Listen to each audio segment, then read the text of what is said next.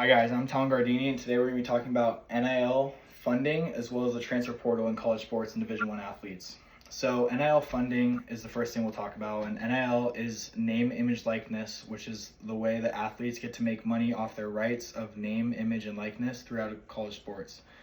So the first thing is NIL is a way that athletes can make money, and coming from things like revenue sharing from the school directly is one way where the school can directly share revenue from boosters or things like ticket sales, merch sales, etc.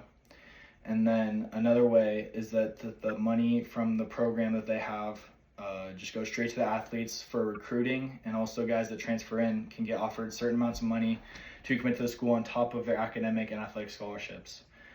So NIL became a thing in 2021 in the NCAA, which athletes were not allowed to get paid prior to that. And so athletes can now get paid for the past few years. And NIL has became a huge thing across all of college sports, mostly because mostly the men's sports get paid more than the women's sports. And the men's sports decide to use that money to spread equally across their sports, mostly go to the major four sports of baseball, basketball, football, and soccer. And the lower sports like tennis, water polo, and swimming, if the programs have that, don't get as much funds to spread across. And so they aren't shared completely equally. And so the more popular the sport is, the more money they're going to get for their program to spend on athletes, to try and pretty much buy athletes into their program and try and purchase athletes into coming to their program and performing for them.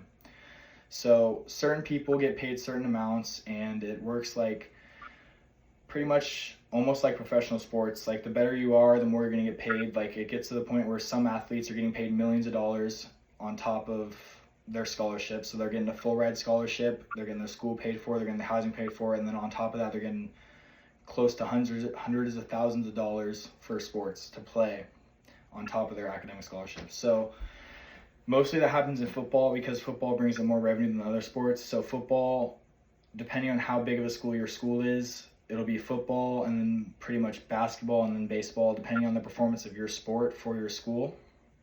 And so another thing is NIL funding is definitely bigger in men's sports more than women's sports, because women's sports don't get as much money to fund their programs, which is a problem in the NCAA Division I athletes nowadays. So it'll be more towards the football and basketball programs of the men's sports, and then the women's sports don't get as much money and pretty much don't get the same opportunities that the men's sports do. But so overall, NIL has become a huge part of college sports nowadays. Whether you're getting paid or not everyone gets paid. But if you're on the higher tier of athletes at certain schools, specifically the Power 4 schools like the SEC, the Big 12, the ACC, and the Big 10, you will definitely be getting paid probably if you attend that school to play sports. Another part is the transfer portal in the NCAA athletes that has largely affected the rulings and the ways that athletes can join certain programs. So the transfer portal works pretty much like free agency in college sports, to where you can pretty much just enter the transfer portal after your season, and you can transfer into any school you want that'll take you, offer you a scholarship that you accept. And so it pretty much works, especially with NIL funding nowadays, it pretty much works like free agency. Like you can go through your options, figure out which works best for you, whichever school pays you the most, whichever school gives you the most NIL money, you can decide to transfer into. But so through the transfer portal, you have to pretty much work your way through. You have to get unenrolled from your old school, and then you have to get into your new school, and then you have to enter the portal,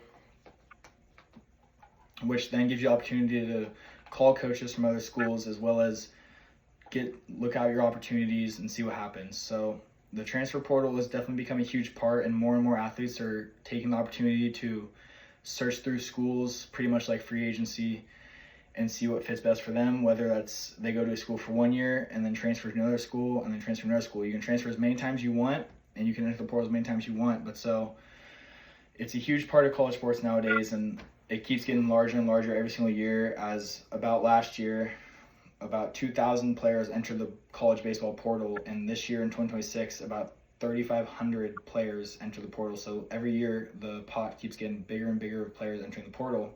And so pretty much the portal is just something that's greatly affected the way that teams build culture, as well as the way coaches go about things and recruiting players and recruiting high school players too. So that's a huge part of it too. But overall, that's pretty much the biggest thing between NIL and the transfer portal and how it has affected college sports nowadays. Thank you.